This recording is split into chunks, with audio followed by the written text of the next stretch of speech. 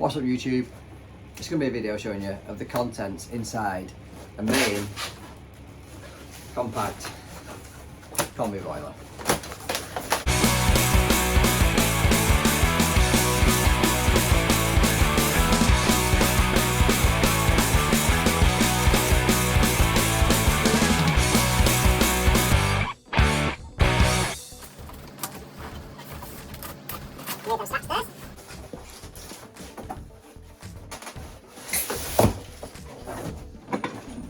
Slide that on the top.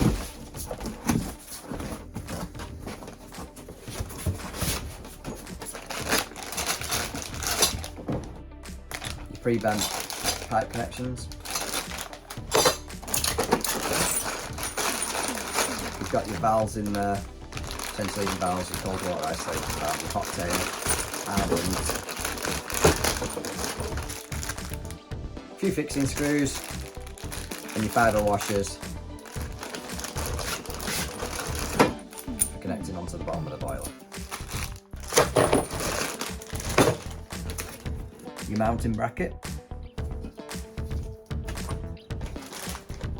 which obviously fixed to the wall each side here, and you've got two lugs the boiler's going to sit on. Your filling loop, an integral one, and obviously your documents and your serial number, and a big lump of polystyrene that we all just love. So you take this polystyrene out, you heat it somewhere. If you fold the boxes, turn the corners over, next it out, like you're wrapping a present, kind of. Turn it upside down, and that's our rubbish box. Back to the boiler itself. Now on the mains, you cannot run your pipes up the back. This, I suppose, strengthening bracket, you don't have one of these on the 600 and 800 battery range, which you can get the pipes down the back. So whether that bracket is needed or not is another thing. That used to be up here, and it has been known that you can just cut it off, get your pipes down the back. But where they've rivet, where they've put rivets in to the back of the combustion chamber, would not be like to remove that, and allegedly it avoids the warranty. So but just get your standoff kit that you can buy with these, which obviously will bring the boiler off the wall slightly, but it saves you losing the warranty. So underneath you're left with these. Now these little rubber bungs, you take these out, but because they're tested in the factory, there is obviously still water left in this. So we just tilt the boiler back up vertically as it would be on a wall, empty it out before you take it over any customer's nice cream carpets. It's always a little tip. Now I'll show you. I always set up the valves and the tails on the boiler before lifting it on the wall, just because it makes things miles easier for tightening it all up, and you're just connecting your pipes up to the bottom there. These tails do come, well, they're the right length for going up the back, if you're allowed to cut the back on the main, but I always cut off between 5 and 10 mil off the actual tail itself. You have to squeeze out and just greased it up. I actually cut off between 5 and 10 mil to allow for a Talon clip, because if you leave them the same length as they send them from the factory, a Talon clip is too much. It sticks off too much off the wall, brings the pipe off too much. It's not the right distance off the wall. These, that probably made no sense.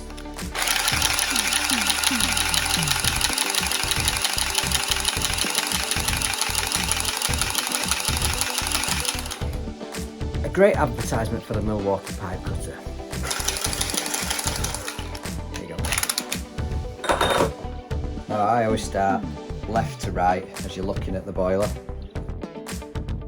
Whether that's right or wrong, I just find it easier to get on that cold water connection, because when you've got this blow off pipe here, you can't get your spanner on this side. So if you've got all these ones done, you've not got your return on yet, you can still get your spanner on to nip that up, and then again on the end. You can take the front screws off the cover,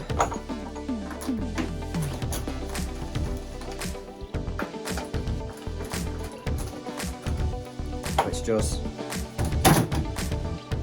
give you more access from the front, because you've got a 2-inch gap here.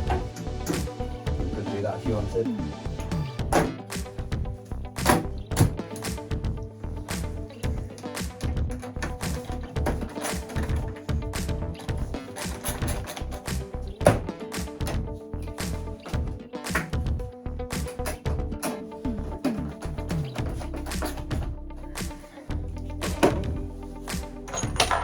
So, left hand valve, it's on with the drain off on. 22mm prevent. 90. Nut and olive on. Oh, under your paste, which is freezing cold. A little bit of paste on your olive.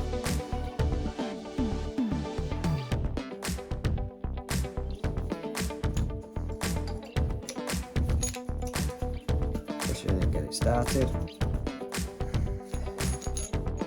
I do sometimes smear a paste on that flat, a bit of paste on that flat surface there, just to stop the washer from falling off. 3/4 fibre washer.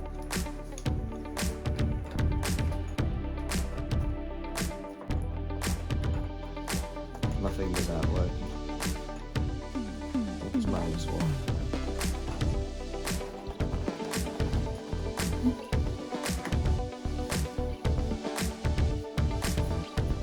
Spanner. It looks way pissed on the camera. It's not. Get your spanner, knit them two up.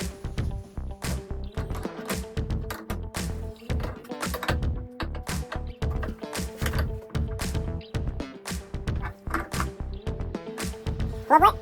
Next one along is hot water outlet. No isolation valve on this.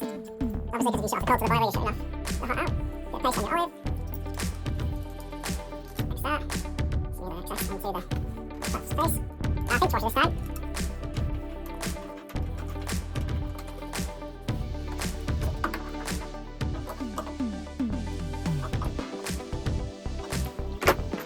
Middle one is your gas. Same again. Olive.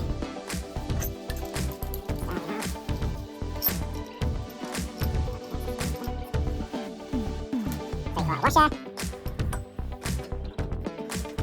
I think it must be getting warmer because it's going it there.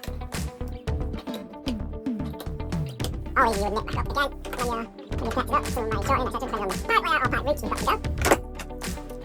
Second in from the right is our cold. So we're going to put our water connection in now before that. Half-inch washer, put a little nut onto the tail descent.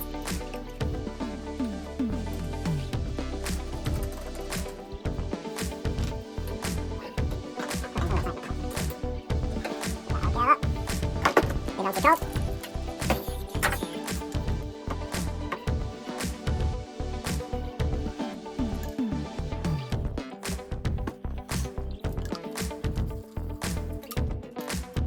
Half a cushion.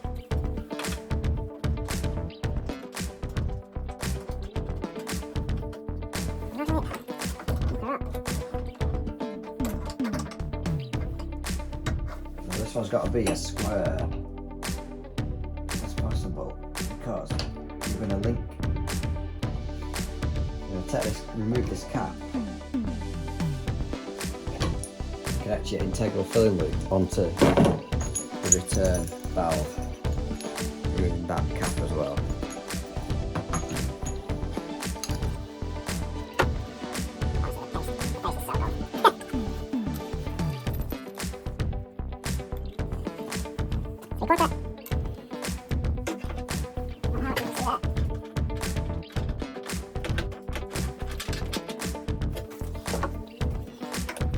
This way you need to take the front off.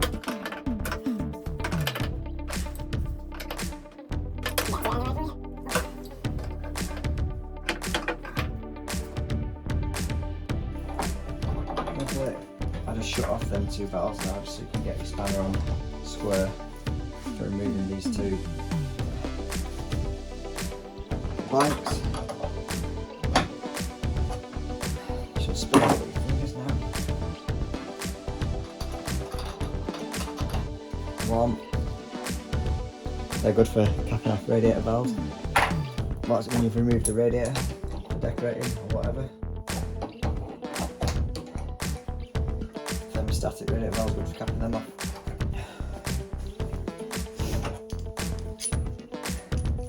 Here's our filling loop. Inside the pack, get your two washers. There is arrows on this filling loop. You can see there. You can see it before.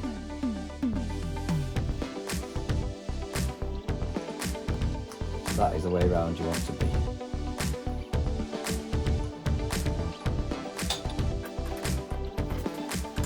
Tells about pipe to square on that. And just like shape on that.